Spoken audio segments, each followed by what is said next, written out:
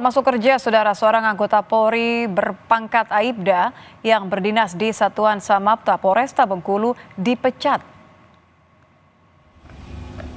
Upacara pelepasan digelar sebagai simbol pemecatan IS sebagai anggota Polri yang sebelumnya bertugas di Satuan Samapta Polresta Bengkulu.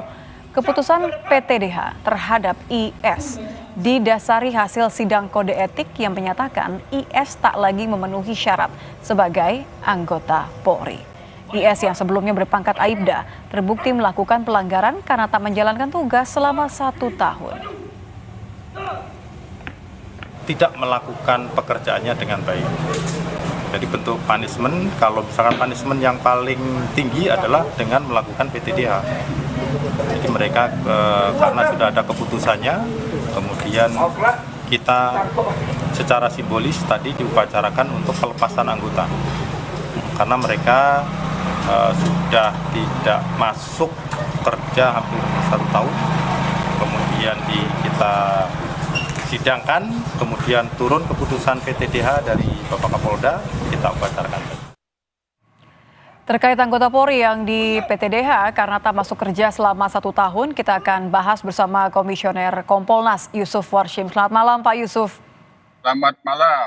Pak Yusuf, tolong bantu logika berpikir kami ini, karena bertanya-tanya 1 tahun, kemudian baru dipecat. Kompolnas melihat ini sebenarnya apa yang terjadi?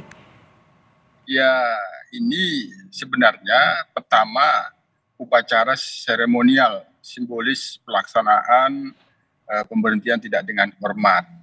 Itu ada tradisi seperti itu memang di kepolisian. Jadi tradisi ini juga wujud keterbukaan bahwa ini ada anggota yang sudah diberikan sanksi PTDH, diumumkanlah kira-kira dilakukan penyematan simbol-simbol keanggotaannya dan pelepasan tidak lagi menjadi anggota Polri. Nah, yang kedua tentu Kompolnas sendiri mengetahui ada upacara ini juga melalui pemberitaan, artinya ini kasus pemberhentian tidak terhormatnya itu karena tidak masuk hampir 1 tahun, maka tentu kami akan mendapatkan klarifikasi dulu kapan diketahuinya pelanggaran ini, kapan prosesnya. Sementara informasi yang kita terima sementara proses proses kode etiknya ini sudah lama berjalan, itu keputusan akhirnya 31 Desember 2024. Nah, ini kita akan lihat kembali ke belakang penyebab tidak masuknya itu apa, memang murni tidak mau masuk lagi, itu apa atau tidak sengaja, itu yang perlu mendapatkan klarifikasi lebih lanjut. Yang selanjutnya, kapan itu diketahui, bagaimana atasannya memastikan itu sampai hampir 1 tahun tidak masuk. Nah, kalau dilihat dari 1 tahun tidak masuknya, Pak, sebenarnya kan harusnya tidak menunggu sampai 1 tahun ya?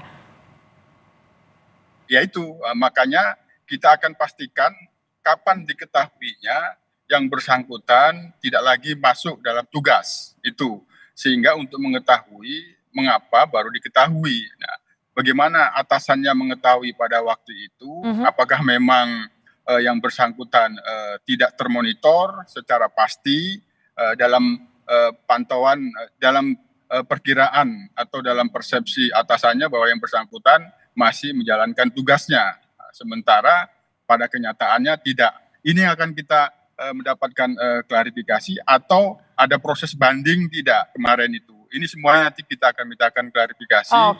Itu. Jadi apakah ada teguran terlebih dahulu selama 1 tahun belakang gitu ya? Nah itu.